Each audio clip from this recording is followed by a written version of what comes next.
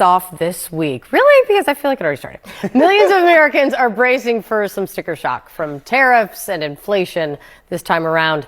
CNN's Harry Anton is running the numbers on the state of inflation and the state of how people feel about it. I mean, how do Americans feel about inflation, how it's impacting their lives, right? They think prices are rising, and it's across different. Look at this. I mean, just your costs are up versus a year ago. Groceries, 85%. Utilities, 78%. Healthcare, 67%. Housing, 66%. Gasoline, 54%. We are just 328 days from the midterm.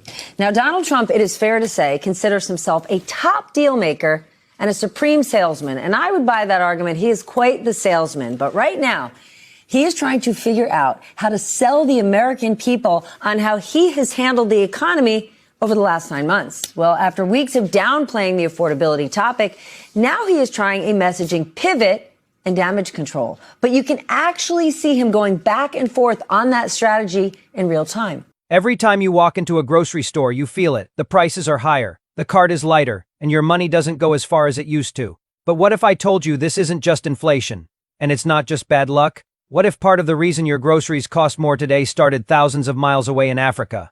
For years, the United States believed Africa would always supply raw materials cheaply, follow U.S. trade rules, and absorb American pressure without pushing back. But that assumption was wrong. When the U.S. raised tariffs and tightened trade policies, Africa didn't panic. Africa adapted. African countries began prioritizing local industries, redirecting exports, and reshaping trade deals, and America wasn't ready for it.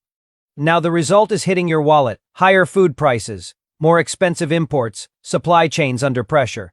This isn't just a global trade story, it's a story about how a shift in Africa is quietly changing daily life in America.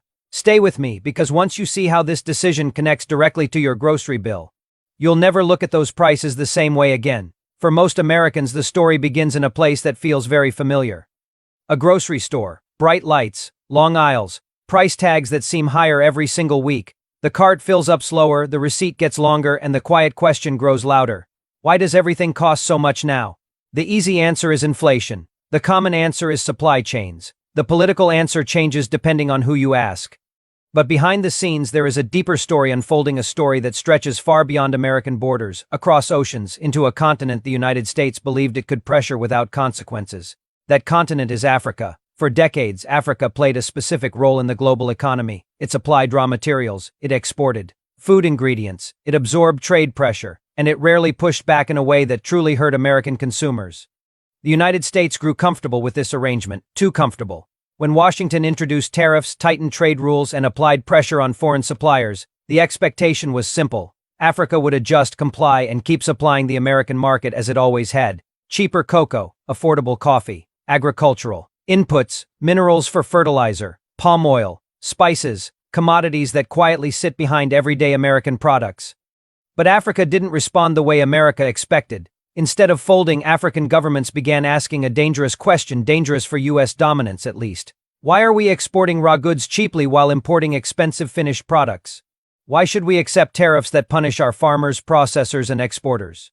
Why not build our own industries, protect our own markets, and choose our own partners? That shift in mindset changed everything.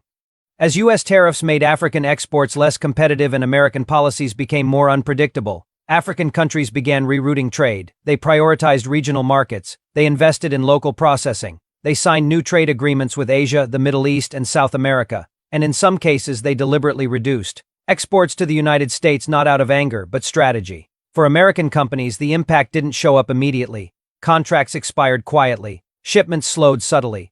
Prices crept up gradually. But by the time U.S. importers realized what was happening, Africa had already moved on. Take food, the most sensitive category of all. Many of the ingredients in American groceries don't come from American soil. Cocoa from West Africa, coffee from East Africa, spices, oils, and agricultural inputs from across the continent. When African exporters faced tariffs or unfavorable trade conditions, they raised prices, redirected supply, or exited the U.S. market altogether.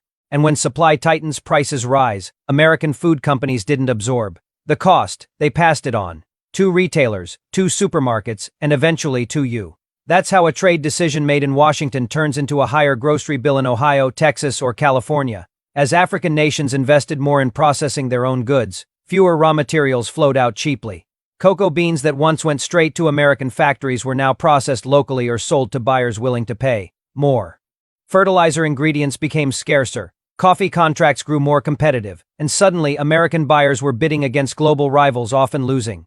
The United States had underestimated Africa's leverage. Africa controls critical inputs that modern economies depend on: food, agriculture, minerals, energy-related resources. And when Africa decided to stop playing the role of passive supplier, the ripple effects were unavoidable. American farmers felt it first. Fertilizer costs rose. Animal feed became more expensive. Production costs climbed. Those costs didn't stay on the farm, they moved straight into the supply chain.